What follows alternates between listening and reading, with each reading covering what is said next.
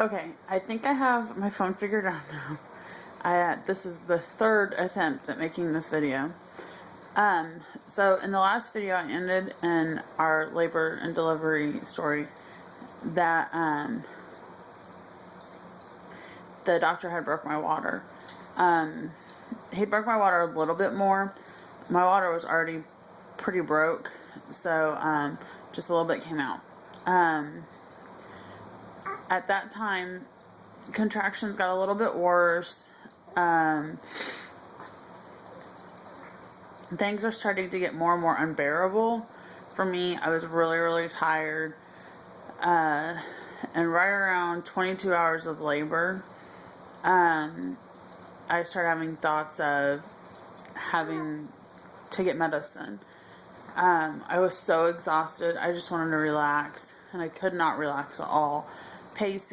Walking and pacing was the only thing that was comfortable to me. There we go.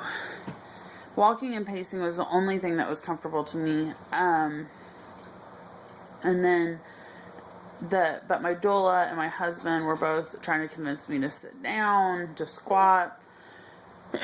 So I tried sitting on the birth ball for a little bit, and that was like I'd get through 2 contractions. It was just torturous. And then they tried to get me to lean over the head of the bed, and because the bed moves in all kinds of different ways. And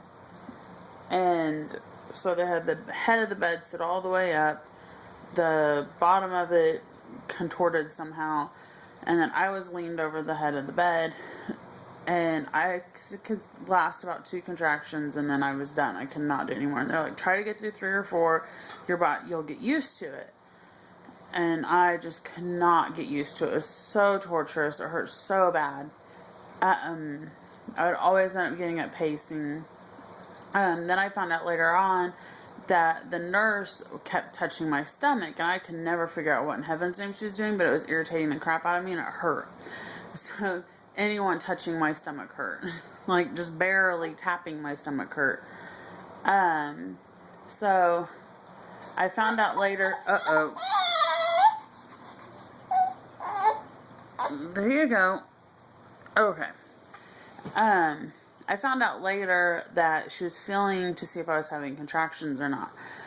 To find out, the monitor was saying I was having contractions. I was saying I was having contractions, but my body wasn't actually having a contraction. I was having all the pain, all the discomfort, the intensity of a contraction, but no, nothing was happening. So there was no progression. I was still at a 3. It hit about 3 o'clock. And I told my husband that I wanted that, we needed to talk. And so I asked everyone else to leave the room. At this point, the doula, my mom, and my nurse were all in the room. So I asked them to leave the room. Apparently, when they left the room, the nurse had asked my mom how her birth with me went. And she said about the same, except not as long. At this point, my mom was already pushing with me. Sorry. We're about to hit feeding time. So she told her that my mom had gotten an epidural, my mom had been induced, the whole 9 yards. So I talked to Matt, and me and Matt had made an agreement that I would, if I asked for a epidural or anything like that, I had to wait 15 minutes and then re-ask, and that way I knew that I was asking because I was honestly in pain and not just asking because I was being a baby. Hold on just a second, I have to sit this down. Here, look at my ceiling for a second. Come here, booger. Where's the bottle? We're about that time.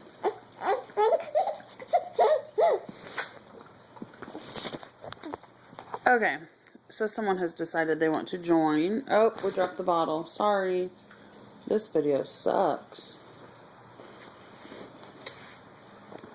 Okay. Sorry.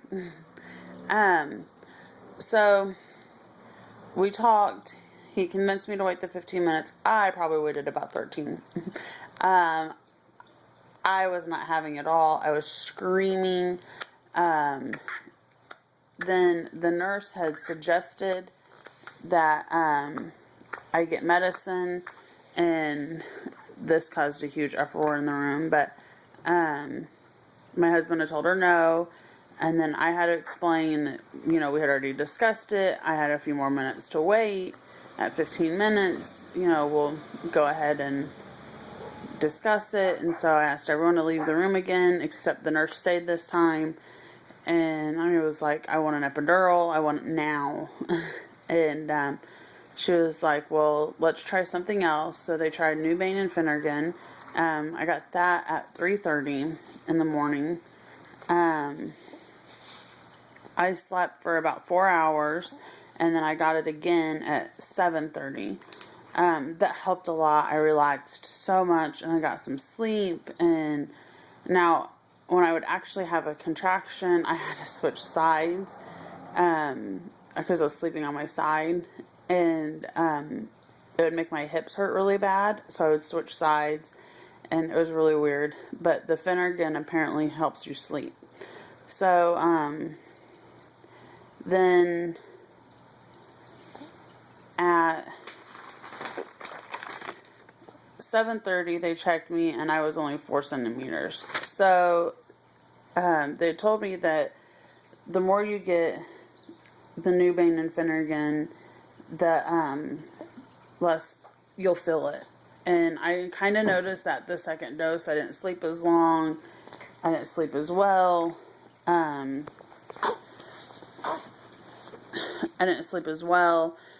so the doctor came and checked me again, and this time I had my OB. Before I had the on-call OB at that point. So she came and checked me again, and I was still only 4 centimeters, and we had decided to go ahead and induce. Because at that point, it was pretty much either I was going to be so worn out that we ended up in C-section because I wasn't even going to be able to push, or we ended up in C-section because of all the stress. So we went ahead and decided to go ahead and induce. We had tried the nipple stimulation up to that point. We had tried different positions of me sitting, things like that, and nothing had worked. So this is what we were going with. I decided to go ahead and get an epidural because I felt like if I could get an epidural and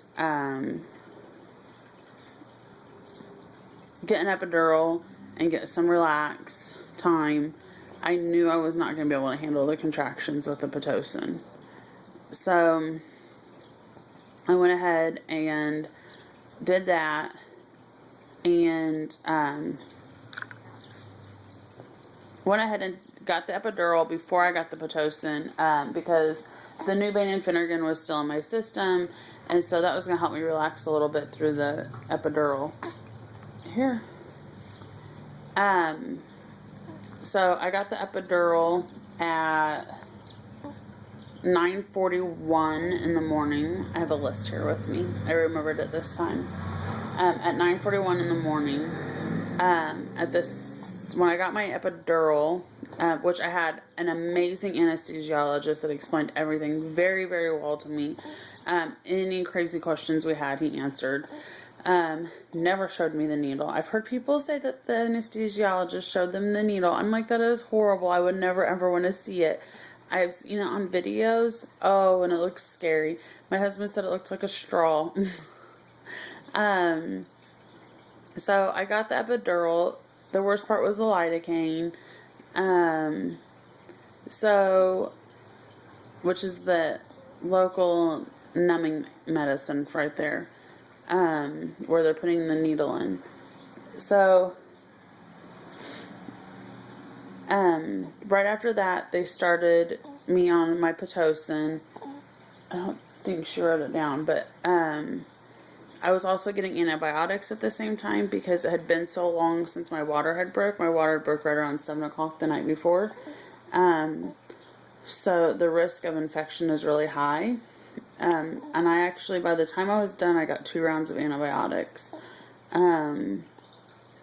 which was completely understandable. We agreed to it. It was explained to us. Everything was explained to us thoroughly. We had an amazing staff. Everything was explained to us thoroughly, and, we took everything into consideration. There was things that we'd even, beyond just this stuff that, we had said that we wouldn't do, and we decided to do just because that was what, seemed better once we got there.